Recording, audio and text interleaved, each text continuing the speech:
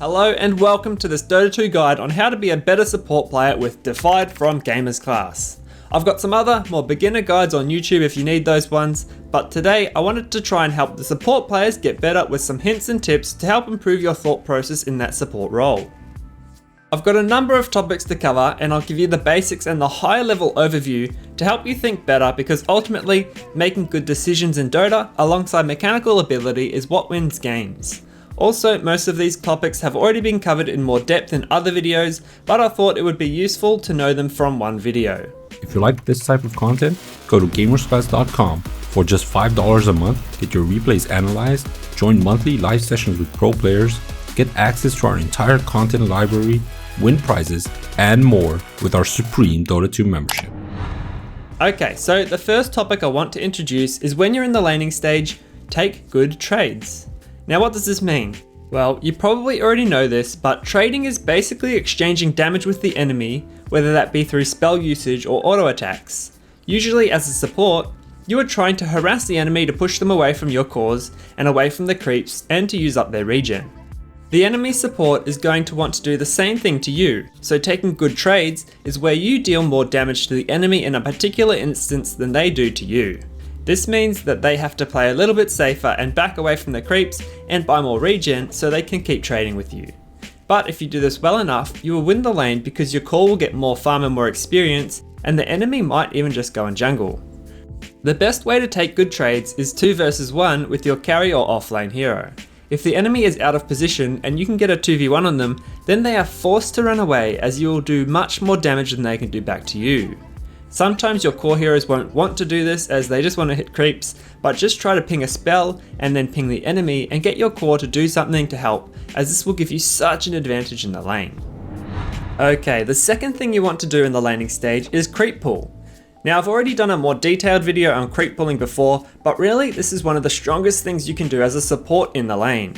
If you can deny a whole wave of creeps from the enemy, they are missing out on about 157 gold and 240 experience.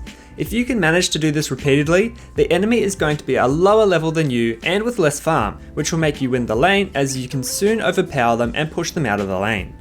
Now, even if you manage to pull the small camp or the hard camp to the lane and you miss 2 or 3 of the creeps, it's not a big deal.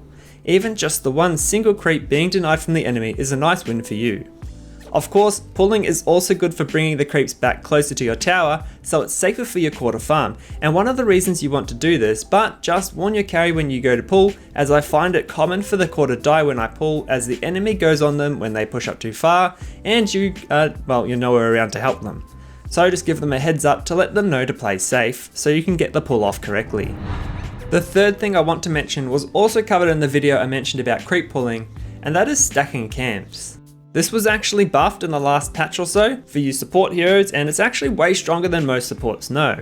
But if you stack a creep camp for one of your cores to take, you now get 40% of the bounty for the new creeps that spawned once your cores kill them. Now that doesn't mean that you get 40% and your cores get 60%.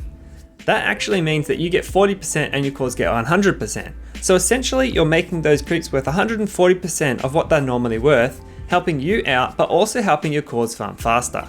So whenever you have a spare moment or you are walking past some creep camps around the 50-second mark, just quickly stack them and continue what you are doing. Honestly, I think this is the most underrated support strategy in Dota, and I'd love to see more supports doing this. Next up, we have warding. And of course you already know about this, but I need to mention it anyway. Warding is super powerful, as the information it gives you is vital in helping you make good decisions. Remember how I said at the start of the video that good decisions win you Dota?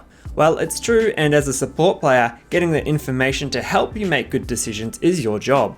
Observer wards are limited in the game though, so don't just buy out all the wards and throw them down wherever, but actually try to think what wards would benefit your team the most. Consider the time in the game and what you need to try to do in order to win.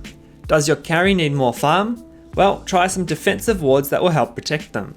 Do you need to find the farming Terrorblade and kill him off? Well, grab a smoke, invade the enemy territory, and put down some deep offensive wards to find him while he's farming. Could the enemy try to take Roshan? Well, probably you want to play around the Roshan pit and ward it up so you have that information when they try to take it. Remember that the enemy is also going to have vision in certain areas, so buy sentry wards to deny them or to prevent them from seeing you while you put down your own observer wards. If they see you place them, they will certainly not last very long. Of course, if you are warding common areas, they are going to get taken down as well, so try to place them in less common areas if you can to avoid them being dewarded. A lot of the time, and especially in solo queue, your teammates will just want to do their own thing and farm away for 20 or 30 minutes before anything really happens. But this isn't always the right thing to do, as you need to take objectives and kill the enemy heroes to stop them from farming and getting ahead of you. Grab the smokes and try to get your team to group up to go and gank someone on the map. Don't worry so much if your whole team doesn't come, even just 2 or 3 of the more fighting or ganking heroes on your team will do. So grab the smokes, go to the heroes you want to gank with, ping the smoke and then ping the enemy you want to gank and then go for it. 9 times out of 10 your team will go with you and try to make a play. The other one time they are playing selfish and just go back to farming, but just try to ignore that and either try to gank with the heroes that do want to gank or just try to secure the farm for your team. Alright, and the last thing I want to mention here is about positioning, which is another very important aspect of playing the support role. Generally, and especially in the late game, you are going to be one of the squishiest heroes on your team, but your spells and abilities are extremely useful in team fights for controlling the enemy.